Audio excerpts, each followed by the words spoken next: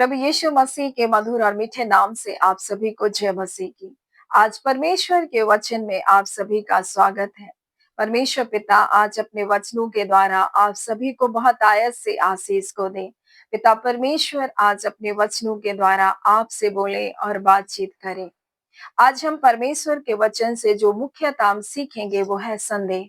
मेरे प्रियो, शक करना, संदेह करना हमारे जीवन में परमेश्वर की आशीषों को प्राप्त करने के लिए सबसे बड़ी रुकावट है। मेरे प्रियो, और परमेश्वर का वचन याकूब और उसके जब पहला अध्याय और उसके 6 को जब पढ़ते हैं तो इस प्रकार से लिखा है, पर विश्वास से मांगे और को संदेह ना करें, क्योंकि संदेह करने वाला समुद्र की लहर के समान है जो हवा से बहती और उछलती है। और ऐसा मनुष्य यह ना समझे कि प्रभु से मुझे कुछ मिलेगा। वह व्यक्ति दुचित्ता है और वह सारी बातों में चंचल है। मेरे प्रियो, और आज बहुत सारे लोगों की यह स्थिति है कि वो संदेहपूर्ण जीवन को जी रहे हैं। इसलिए उनके जीवन में हमेशा उथल पुथल होता है। चाहे वो कितने भी वचन की वो संगति कर ले, कितने भी वचन उनको सुना ले, लेकिन वो अपने अंदर एक उथल पुथल में जीता है, क्योंकि वो व्यक्ति दुचित्ता है। वो संसार की बात को भी सुनता है और परमेश्वर की बातों को भी सुनता है। वो परमेश्वर की बातों पर विश्वास नहीं करता। और इसका लेखक कौन है? जो इसका लेखक है वो भली भांति इस बात का अनुभव किया है, क्योंकि ये और कोई नहीं है परंतु यीशु मसीह का सौतेला भाई याकूब है। और उसका और एक भाई है जो यहूदा है, और वो भी इसी बात को लिख रहा है। और जब हम इनके परिवार की स्थिति को देखते हैं तो यीशु मसीह का सौतेला भाई मैं इसलिए कह रही हूँ क्योंकि यीशु मसीह पवित्र आत्मा के द्वारा आया और यूसुफ इनका पिता नहीं था, मेरे प्रियो, लेकिन ये मरियम के बच्चे और यूसुफ के बच्चे थे। और यीशु मसीह के जीवित रहते हुए कभी भी यीशु मसीह के ऊपर इन्होंने विश्वास नहीं किया। और यीशु मसीह को हमेशा कहते रहते थे, अगर तू फेमस होने चाहता है तो क्यों नहीं जा रहा है पर्व के समय। मेरे प्रिय, हमेशा उसके ऊपर शक की दृष्टि यीशु मसीह के ऊपर ये रखते थे। और इस प्रकार से, लेकिन जब आप याकूब उसके पहला अध्याय को जब आप देखेंगे तो वह एक अद्भुत परिचय को अपना दे रहा है। और वो इस प्रकार से कह रहा है, परमेश्वर की ओर से प्रभु यीशु मसीह का दास याकूब बोल रहा है। और लिखा है, उन 12 गोत्रों में जो तितर बितर होकर रहते हैं नमस्कार, क्योंकि ये यहूदियों में से था, यहूदी था और यहूदियों के बीच में एक यहूदी चर्च था और यहूदी कलीसिया होने के नाते मेरे प्रियो, और उनके बीच में ये प्रचार कर रहा है। और ये नहीं बता रहा है कि मैं यीशु का भाई हूँ, अपना परिचय इस रीति से नहीं दे रहा है कि मैं उसका सौतेला भाई हूँ, परंतु ये भी नहीं बता रहा है कि मैं बहुत बड़ा प्रेरित हूँ, नहीं, ये भी नहीं बता रहा है। वो क्या कहता है, मैं परमेश्वर की ओर से प्रभु यीशु मसीह का दास याकूब हूँ बोल रहा है।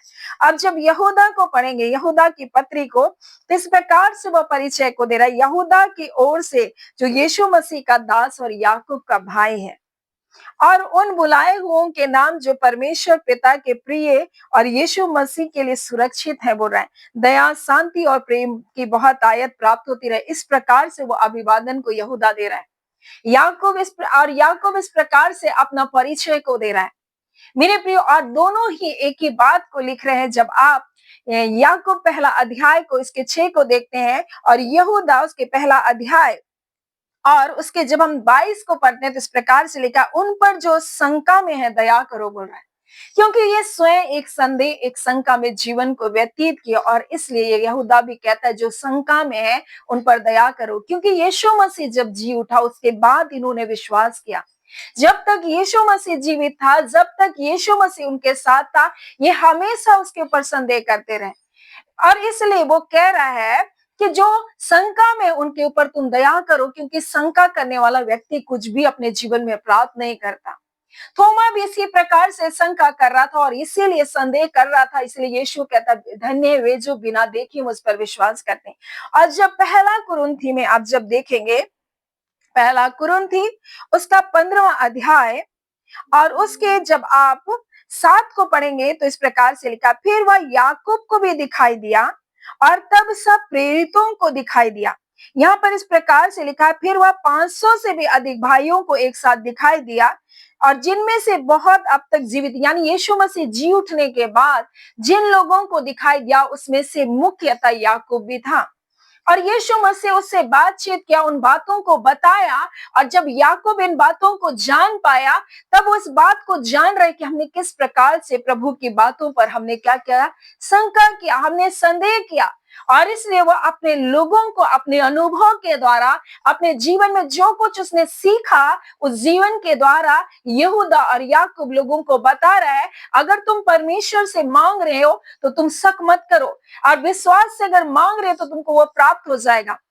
तुम्हें शक नहीं करो, क्योंकि शक करने वाला व्यक्ति, संदेह करने वाला व्यक्ति समुद्र की उन लहरों के समान है जो क्या कहती है, उछलती है, जो क्या करती है। परमेश्वर का वचन यहाँ इस प्रकार से लिखा हुआ है, जब आप इसे पढ़ेंगे तो यहाँ लिखा है, समुद्र की लहर के समान हवा से क्या कहती है, बहती है और उछलती, हवा के द्वारा उछाली जा रही है, हवा के द्वारा वो बह रही है। और ऐसा मनुष्य ना समझे कि मुझे प्रभु की ओर से कुछ मिलेगा, यानी वो हर परिस्थितियों में इधर और उधर उलटते पुलटते रहते हैं, कभी अपने सोच के अनुसार, कभी लोगों की बातों के अनुसार, कभी देखी हुई बातों के अनुसार वो तुरंत बदलते रहते हैं। और ऐसा ही संदेह करने वाला व्यक्ति है मेरे प्रिय, जो संदेह करता है वो अपने जीवन को तहस नहस कर देता है, वो अपने जीवन को खत्म कर देता है।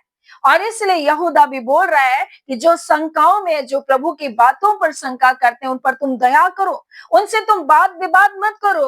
रोमी उसके 14 उसके 1 में लिखा है, जो विश्वास में निर्बल है उसे अपनी संगति में ले लो, और उसके शंकाओं पर विवाद करने के लिए नहीं, परंतु उसको क्या करो, विश्वास में तुम मजबूत करो। आज बहुत सारे लोग शंकाओं में जी रहे, और ये शंका सिर्फ परमेश्वर के वचनों के लिए नहीं मैं बता रही हूँ, परंतु आज बहुत शंकाओं के कारण लोग अपने परिवार को तोड़ रहे हैं। वो शक करते हैं अपनी पत्नियों पर, कोई पत्नी अपने पति के ऊपर शक करती है, और वो अपने जीवन को तहस नहस करके रखी है, क्योंकि शत्रु उनको ऐसा नजरिया दिया है कि वो क्या कर सकते हैं, सब चीज बुरा दिखाई देता है, हर बात में कमी दिखाई देती है, हर बात में उन्हें लगता है ये गलत कर रहा है, और ऐसी शंकाओं को शत्रु डालकर आज बहुत सारे लोगों के जीवन को नाश कर रहा है। और इसी प्रकार से यहूदा और याकूब भी शंकाओं में थे, और यीशु मसीह जो परमेश्वर का पुत्र, इस पर विश्वास नहीं किए, उसके जीते जी नहीं किए, परंतु जब यीशु मसीह जी उठा, उनसे व्यक्तिगत रूप से उनसे मिला और उससे बातचीत किया, और तब जाके याकूब इस बात को लिख रहा है और अपना परिचय को इस रीति से दे रहा है कि मैं यीशु मसीह का दास हूं। वो नहीं कह रहा मैं प्रेरित हूं, वो नहीं कह रहा मैं यीशु का भाई हूं, लेकिन वो कह रहा मैं तो एक दास हूं। मेरे प्रियो, उसने जाना परमेश्वर की दया, उसके अनुग्रह को। मेरे प्रियो, आज मेरे प्रियो, परमेश्वर अपने लोगों से बातचीत करना चाहता है। हम कैसे देख रहे हैं अपने लोगों को, हम कैसे नजरिए से देख रहे हैं। वो यीशु को इसी नजरिए से देख रहे थे। कहता अगर तुम्हारी आंखें अच्छी हो तो सब कुछ तुम्हारे लिए उजाला होगा, नहीं तो सब कुछ तुम्हारे लिए अंधेरा हो जाएगा। मेरे प्रिय, आज शत्रु लोगों की आंखों में इस प्रकार से शक को डाल रखा, उनके दिमाग में इस प्रकार से शक के बीज को डाल रखा, उसे हमेशा लगता है कि मेरे साथ धोखा हो रहा है। एक व्यक्ति जो धोखा खाया हुआ व्यक्ति, हमेशा लगेगा कि उसे धोखा मिल रहा है। एक क्रोधी व्यक्ति, वो हमेशा वो दूसरों के साथ क्रोध से बात करेगा, और इसलिए उसका वचन कहता है तुम क्रोधी की संगति मत करना, क्योंकि क्रोधी व्यक्ति आपके जीवन में भी क्रोध को उंडेल देगा। मेरे प्रिय, जो ठोकर खाया हुआ व्यक्ति हमेशा दूसरों को ठोकर खाने के बारे में उसको क्या करेगा, उसका जीवन होगा। और ऐसे प्रभु हमें बता रहा है कि ऐसा जीवन से हमको निकलना, और इसलिए कह रहा है ऐसे लोगों पर तुम दया करो, ऐसे लोगों को अपनी संगति में लो, लेकिन वाद विवाद मत करो, उससे तर्क वितर्क मत करो, लेकिन उनको क्या करो, प्रेम से तुम संभालो, उन पर दया करो। बोल रहे ऐसे लोग क्या है, बीमार हैं, ऐसे लोग क्या है, अपने जीवन में नाना प्रकार की व्यर्थ बातों में फंसे। शत्रु ने उनके जीवन को कब्जे में कर रखा, और वो सत्य से अनजान होकर के वो एक भ्रम की दुनिया में जी रहे हैं। और इसलिए उस परमेश्वर का वचन कहता है ऐसा व्यक्ति क्या है, दुचित्ता है, और उसे अपनी सारी बातों में क्या है, चंचल है, और इसलिए वो कुछ भी नहीं प्राप्त करता, परंतु वरन ऐसे लोग अपने जीवन को नाश भी करते। और एक अनुभव के साथ याकूब हमें इस बात को बता रहा है, यहूदा हमें बता रहे कि ऐसे लोगों पर जो शक में जी रहे हैं, उन पर दया करो तुम, उन पर दया करो, संगति में ले लो, जो विश्वास में निर्बल है, ऐसों को अपनी संगति में ले लो और उनकी शंकाओं पर विवाद करने के लिए नहीं, उनको विवाद का विषय मत बताओ जिन बातों के लिए वो शंका कर रहे हैं, परंतु उनको संगति में लो। धीरे धीरे वो भी वचन की सत्यता में बढ़ेंगे। आज बहुत सारे लोग शंकाओं में और इसलिए बहुत तर्क वितर्क करते हैं, बहुत ज्यादा विवाद करते हैं, बहुत बहुत बातों को खोद खोद कर निकालते हैं और आपके साथ ऐसे। लेकिन परमेश्वर का वचन कहता है ऐसों से विवाद मत करो, उन पर दया करो, क्योंकि वो आज भी वो क्या है, उछाले जा रहे हैं, आज भी हवाओं के झोंके से इधर उधर वो भटक रहे हैं। कोई कुछ सिखाता है तो कुछ करते हैं, कुछ कुछ बताता है तो ऐसा करते हैं मेरे प्रियो।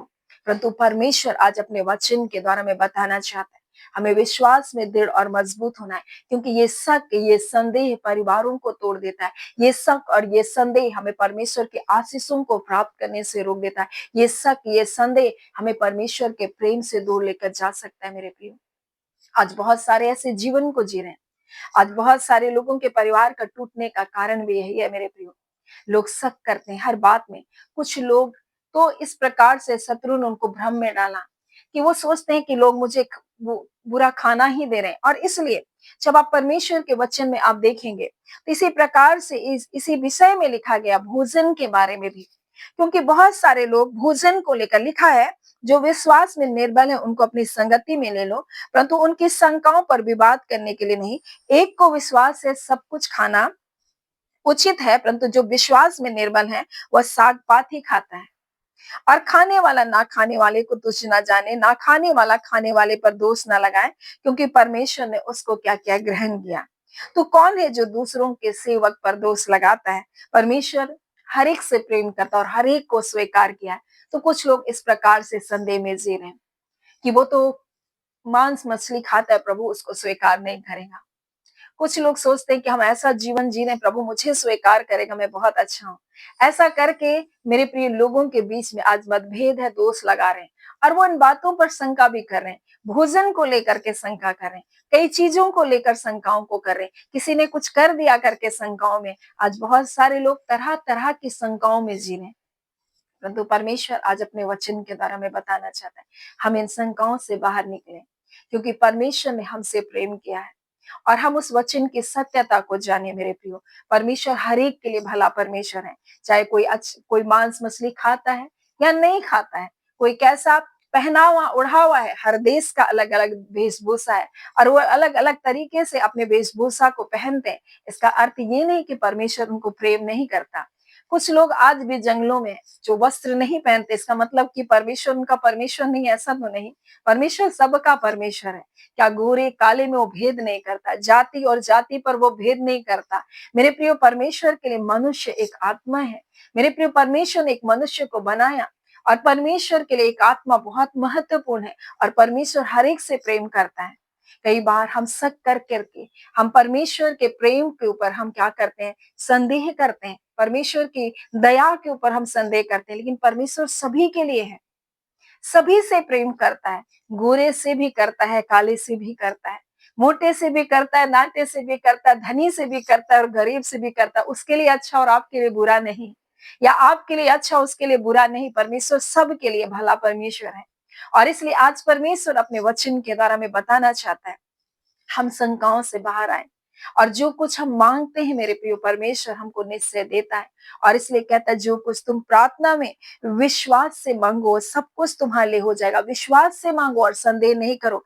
यहाँ लिखा है अगर किसी में बुद्धि की घटी है तो परमेश्वर से मांगे, वो बिना उल्हाना किए वो तुमको उदारता से देगा। और लिखा है पर विश्वास से मांगे कि प्रभु हमने मांगा है और हमने पा लिया है। जब आप इस प्रकार से विश्वास करते प्रभु आपको देने वाला परमेश्वर है। शक ना करें, संदेह ना करें, नहीं तो आपको कुछ भी प्राप्त नहीं होगा मेरे प्रियो। और इसलिए परमेश्वर इस विषय में होकर और भी विषय के बारे में हमसे बातचीत किया, संदेह के बारे में। आज संदेह कई लोगों के जीवन को उजाड़ दे रहा है, कई लोगों को परमेश्वर के प्रेम से दूर लेकर जा रहा है। याकूब और यहूदा जीवन भर यीशु मसीह के ऊपर संदेह करते रहे, परंतु यीशु मसीह आकर के याकूब से भेंट किया।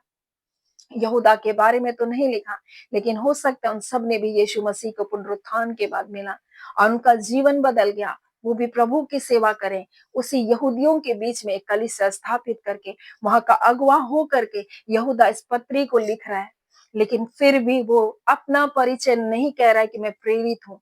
अपना परिचय ये नहीं दे रहा कि मैं यीशु का भाई हूँ, परंतु कहता है मैं परमेश्वर की ओर से प्रभु यीशु मसीह का एक दास हूँ। मेरे प्रिय वो जानता है कि मैंने क्या गलती की थी कि मैंने अपने उद्धारकर्ता को नहीं पहचाना। आज मेरे प्रियो हमें भी अपने उद्धारकर्ता को पहचानने की जरूरत है। वो हमसे प्रेम करता है और वो हमारे साथ है और हमें सब कुछ देने के लिए वो सामर्थ्य है। हमारे जीवन की तमाम परिस्थितियों से निकालने के लिए वो सामर्थ्य है। हमारे परिवार की उलझनों से बाहर निकालने के लिए वो सामर्थ्य है। हमारे परिवार के लड़ाइयों से बाहर निकालने के लिए वो सामर्थ्य है। मेरे प्रियो कई बार हम सिर्फ संदेह करते हैं, हम प्रेम नहीं करते। हम याकूब और यहूदा के जैसा आज हमें प्रेम करने की आवश्यकता है, अपने प्रभु से, अपने लोगों से प्रेम करने की आवश्यकता है। सो परमेश्वर पिता इन वचनों के द्वारा आप सभी के जीवन को बहुत आया से आशीष को दे। आमीन। आइए हम प्रार्थना करें। धन्यवाद देते हैं प्यारे पिता परमेश्वर, प्रभु यीशु के नाम से पिता आपके निकटता में आते हैं। आज खुदान परमेश्वर प्रभु जी कितने ऐसे लोग हैं प्रभु जो आपके वचन की सत्यता पर संदेह करते हैं प्रभु। हाँ पिता, कितने ऐसे लोग हैं जो अपने लोगों के ऊपर संदेह करते हैं और संदेह एक जहर के समान लोगों के जीवन को परमेश्वर आज नाश कर रहा है पिता। आज खुदान परमेश्वर हर एक अविश्वास की आत्मा को, संदेह की आत्माओं को हम परिवारों से, आपके लोगों के जीवन से परमेश्वर पिता निकलने का आदेश को देते हैं प्रभु। वो बैड स्पिरिट परमेश्वर पिता, वो संदेह की आत्माएं परमेश्वर जो लोगों को आपके प्रेम के निकट आने से रोकती है, यीशु के नाम से वो सारे बंधन टूटने पाए पिता। और खुदान परमेश्वर जैसे प्रभु यीशु आपने याकूब के संदेह को दूर किया प्रभु से, हाँ पिता आज परमेश्वर अपने प्रेम का प्रगटीकरण को अपने लोगों के जीवन में आप देने जा रहे प्रभु। आपका धन्यवाद पिता परमेश्वर। परंतु आप कहते हैं धन्य वे हैं जो बिना मुझे देखे मुझसे प्रेम करते, मुझ पर विश्वास करते हैं पिता। हाँ खुदान परमेश्वर पिता आपका धन्यवाद देते हैं। जितने लोग बीमार हैं पिता, निर्बलताओं में जीवन को जी रहे हैं प्रभु, यीशु के नाम से प्रभु जो सारी निर्बलता और बीमारियां जाती रहे। जितने प्रकार के पिता परमेश्वर मौसमी बीमारियां यीशु के नाम से उनके शरीरों को छोड़कर जाने पाए। हाँ खुदान परमेश्वर जितनी अंदरूनी बीमारियां हैं, हाँ पिता बाहरी पिता चमड़े के रोग है परमेश्वर, सिर से लेकर पैर की नख तक परमेश्वर, वो सारे रोग यीशु के नाम से जाते रहे। और इसी घड़ी परमेश्वर पिता हम प्रार्थना करते हैं पिता, आपके एक बच्चे परमेश्वर जो जॉब की तैयारी कर रहे हैं प्रभु पिता, इन तैयारियों में परमेश्वर आप उन्हें बुद्धि ज्ञान और समझ की आत्मा से परिपूर्ण करें। खुदान परमेश्वर वो पढ़ नहीं सकते प्रभु, आपका वचन कहता है जिसे बुद्धि की घटियों मुझसे मांगे और मैं बिना उल्हाना के दूंगा प्रभु। उनको कार्य के लिए, बिजनेस के लिए बुद्धि चाहिए परमेश्वर, उनको नौकरी के लिए बुद्धि चाहिए परमेश्वर, उनको अपने परिवार की देखभाल के लिए बुद्धि चाहिए परमेश्वर, अपने परिवार से प्रेम करने के लिए बुद्धि चाहिए परमेश्वर, अपने लोगों को परमेश्वर प्रभु सही रास्तों में चलाने के लिए बुद्धि चाहिए परमेश्वर। आज आपका स्वर्गीय विजडम प्रभु जी आपके लोगों को परमेश्वर प्राप्त हो, आपका स्वर्गीय ज्ञान परमेश्वर आपके लोगों को प्राप्त होने पाए, ताकि परमेश्वर पिता अपने परिवार में परमेश्वर वो प्रेम के रिश्ते में परमेश्वर बढ़ सके पिता, आपसे प्रेम के रिश्ते में वो बढ़ सके पिता। आज खुदान परमेश्वर आपका धन्यवाद कि आप अपने लोगों को अपने स्वर्गीय बुद्धि से और इस संसार की बुद्धिमत्ता से भी आप परिपूर्ण कर रहे प्रभु। आपका धन्यवाद, सारी आदर महिमा मेरे पिता आपको देते हैं पिता। अपने प्रार्थना को सुना, प्रार्थना यीशु के नाम से हम मांगते हैं, दया सुने अनुग्रह से ग्रहण कर लीजिएगा। आमीन। परमेश्वर पिता आप सभी को बहुत आयत से आशीष कर दें। आमीन।